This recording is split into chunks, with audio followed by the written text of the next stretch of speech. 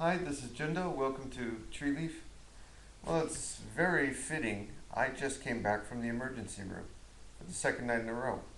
I have a really bad stomach, and without giving you too much information that you probably don't want to know, let's just say the normal functions down there are not working correctly, which ties in so poetically with our topic today, which is the deep interconnection of eating. And when I say the deep interconnection of eating, I mean that when we eat because the whole world, the whole universe affords us that opportunity. And we eat not only to nurture the body, but also to live, to continue this practice, to hopefully repay a bit to the whole world, to the whole universe. And part of that's your stomach. I'm telling you, when it's not working right, you realize these things you take for granted, we should not take for granted. It's a miracle that you have a tummy and all the other parts, right from the mouth down to the other side. And without any of that, none of this would be possible. None of it. And when we eat, it's because of all the conditions, the cause and effect that has come into it.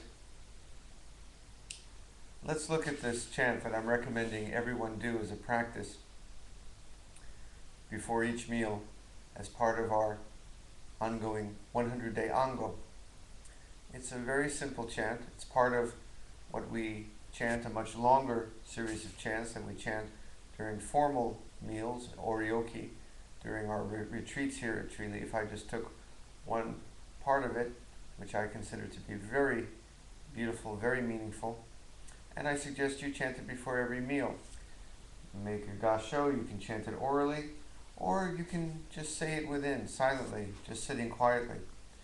But it's good because we take our meals for granted, usually just grabbing something and stuffing our face, grabbing something on the run.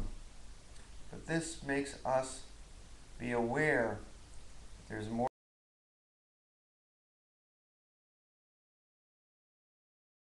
to that meal. Now, this chant has a particular flavor of mindfulness. There's the mindfulness of just doing one action at one time, putting down the newspaper, turning off the TV, just eating. That's a beautiful practice that makes us very aware of this one act.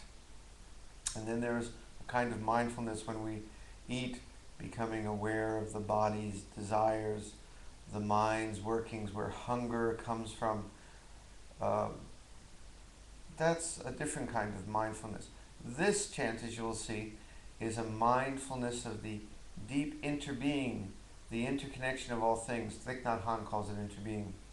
The fact that it's all connected, that we eat is part of a vast net of connections we call the whole world, the whole universe, life. That's one thing. Universe, life, the whole universe, you. One thing. So, one beyond one. Let's see this chant. This food comes from the efforts of all sentient beings, past and present. We could even add future. That's how connected the universe is. And when we say sentient beings, Master Dogen would say that includes the rain, the trees, the air, the sunshine. Of course, it includes each grain of sand on the beach that makes the beach possible, which makes the ocean possible, which makes the whole food chain possible. It includes every drop of rain. It includes the farmer, of course, the fellow in the store who sold it to you, the guy who drives the truck, but it also includes every human being who has ever lived to make this world possible. All of them. Thank you. And we see this food as the medicine for the nourishment of our practice. We usually stuff our face because it makes us full, makes us feel good. It's instant pleasure.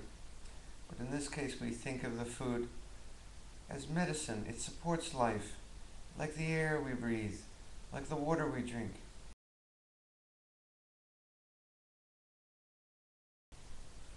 can live and we can practice. We can know the joys of Buddhism because we are alive, and we are alive in part because of this food that comes from the rain, the trees, the farmers, and every human being who has ever lived or ever will live. And we repay that by offering the meal to the Buddha, the Dharma, the Sangha. It's a gift not for us, but we eat in order to say thank you, Buddha, and thank you for the teachings, and we will receive the teachings, and then we will use the teachings to help all the others in this world, in the Sangha. And how do we help them? We help all life in every realm of existence that we can. We make a vow that all sentient beings in the universe may be sufficiently nourished. I truly believe that there is a basic human right to certain things. Food, shelter, education. I'm going to tell you, when you saw my medical bill with the social insurance here, it cost me about $70 for an emergency room visit. I'll add healthcare on that, but I don't want to get political. But in any event, we now take the energy, the strength that has come to us, and we turn around with the teachings of Buddha, and we vow to, as bodhisattvas, save the world. So as I'm sitting here squirming a little with my bad tummy, it's not all fixed yet, let's just sit with that. And excuse me if I burp once in a while. More information than you need to know.